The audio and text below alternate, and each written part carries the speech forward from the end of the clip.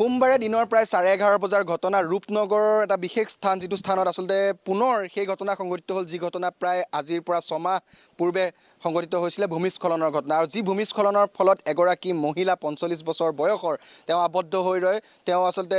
ঘৰৰ পৰা বাহিৰত ওলাই বাথৰুম যেতিয়া আহিছিলে সেই সময়ছোৱাতেই ভূমিস্খলন হয় আৰু ভূমিস্খলনত নিৰুদ্দেশ হৈ আছিল আৰু অৱশেষত 7.5 ঘণ্টা জোৰা SDRF আৰু NDRFৰ যি অভিযান সেই অভিযানত বৰ্তমান চিনাক্ত কৰিব পৰা হৈছে মহিলাগৰাকীৰ মৃতদেহটো আচলতে কোনটো স্থানত আছে মোৰ সৈতে সতীয় ভিডিঅ' জাৰ্নেলিষ্ট উৎপল কলিতা আছে তেওঁ সেই পৰিৱেশটো দেখুৱাব আমি যদি দেখুৱাওঁ এইটো হৈছে সেই বিশেষ পাহাৰটো যিটো পাহাৰৰ ওপৰৰ অংশত একেবাৰে তিলাত বুলি ক'ব লাগিব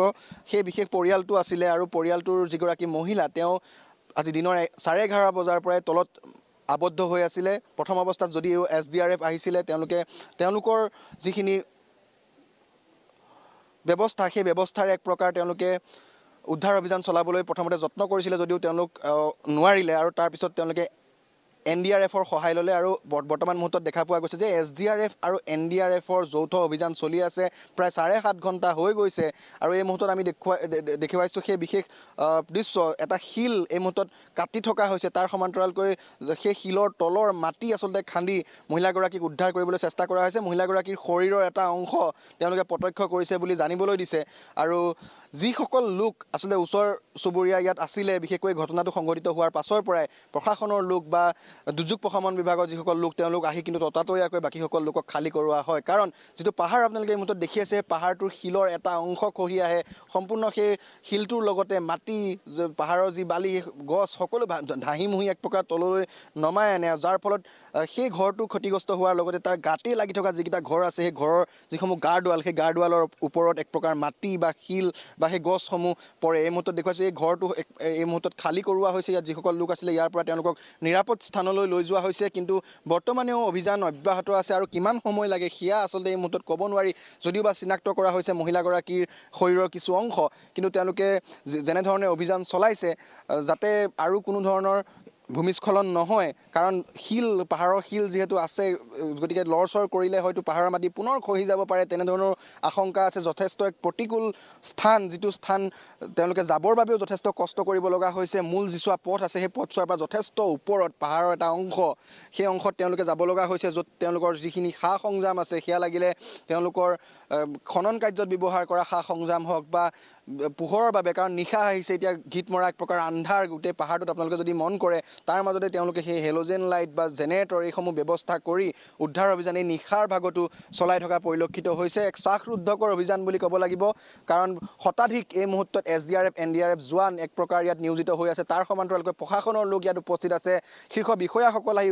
উপস্থিত হৈছে তেওঁলোকে পৰিৱেশৰ বুজ লৈছে কাৰণ এনেধৰণৰ ঘটনা ৰূপনগৰত এয়া দ্বিতীয়বাৰ সংঘটিত হৈছে ইয়াৰ পূৰ্বেও এটা ঘটনা সংঘটিত হৈছিলে য'ত নেকি এগৰাকী ব্যক্তিয়ে কৰোণভাৱে মৃত্যুক আঁকোৱালিব লগা হৈছিলে আজি পুনৰবাৰ সেই একেধৰণৰ ঘটনাই সংঘটিত হ'ল য'ত এগৰাকী 45 বছৰীয়া মহিলাই কৰোণ মৃত্যু খাব দিব লগা হ'ল দুটাকৈ শিশু বা সন্তান আচলতে এৰি থৈ যাব লগা হৈছে আমি সেই পৰিৱেশটো দেখুৱাইছোঁ হয়তো আৰু সময় লাগিব কিন্তু কিমান সময় লাগিব সেয়া আচলতে বৰ্তমানেও তেওঁলোকৰ হাতত যদিও তথ্য নাই কিন্তু অভিযান চলি আছে কাৰণ যথেষ্ট কষ্ট হৈছে তেওঁলোকৰ এই অভিযানত আমি দিনৰ ভাগৰ পৰাই বাতৰি সংগ্ৰহ কৰি আছিলোঁ পৰিৱেশ দেখুৱাবলৈ যত্ন কৰি আছিলোঁ কাৰণ যিটো লুংলুঙীয়া পথ প্ৰায় এআঁঠু পৰ্যন্ত বোকা হৈ গৈছিলে কাৰণ তলৰ পৰা যি পাহাৰৰ মাটি বা বোকা সেয়া নামি আহিছিলে তাৰ ফলত কিন্তু দেখা পোৱা গৈছে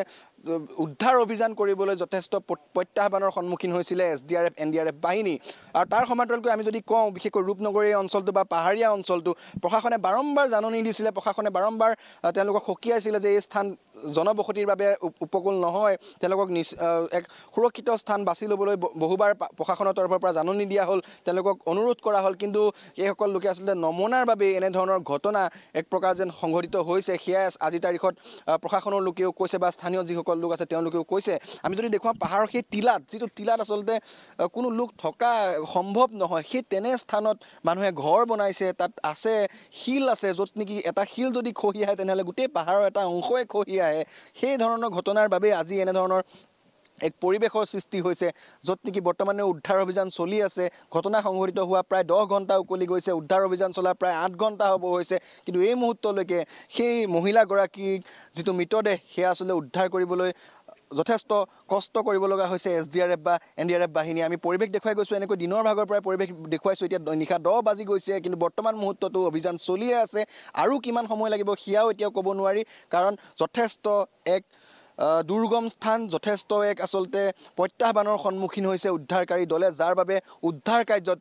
প্ৰয়োজনতকৈ সময় লাগিছে আৰু নিশা হোৱাৰ বাবেও যথেষ্টখিনি প্ৰত্যাহ্বানৰ সন্মুখীন তেওঁলোকে হ'ব লগা হৈছে। আনফালে ডাৱৰীয়া বতৰ, যিকোনো মুহূৰ্তত বৰষুণ আহিব পাৰে, বৰষুণ আহিলে তেওঁলোকৰ উদ্ধাৰ অভিযান যিখিনি এই মুহূৰ্তলৈকে কৰিছিলে সেইখিনিও আচলতে এক প্ৰকাৰ তেওঁলোকৰ সেই কষ্ট অথলে যাব পাৰে। গতিকে নিশাটোৰ ভিতৰতে যাতে তেওঁলোকে উদ্ধাৰ কৰিব পাৰে তাৰ বাবে বৰ্তমানেও তেওঁলোকে প্ৰয়াস অব্যাহত ৰাখিছে। তেওঁলোকৰ সেই প্ৰচেষ্টা চলিয়ে আছে। এই মুহূৰ্তত আমি সেয়া দেখুৱাইছোঁ, যথেষ্ট দুৰ্গম পাহাৰীয়া লুংলুঙীয়া ৰাস্তা, কিন্তু তৎসত্বেও SDRFৰ প্ৰায় 100-150ৰ পৰা যি জোৱান আছে তেওঁলোকে এই মুহূৰ্তত কাম কৰি আছে, উদ্ধাৰ কৰিবলৈ অব্যাহত ৰাখিছে সেই মহিলাগৰাকীক। পৰিৱেশ এনেকৈ দেখুৱাবলৈ যত্ন কৰিছোঁ। আপোনাক এই মুহূৰ্তত ধন্যবাদ জ্ঞাপন কৰিছোঁ আপুনি ঘটনাস্থলীৰ পৰা সবিশেষ জনোৱাৰ বাবে।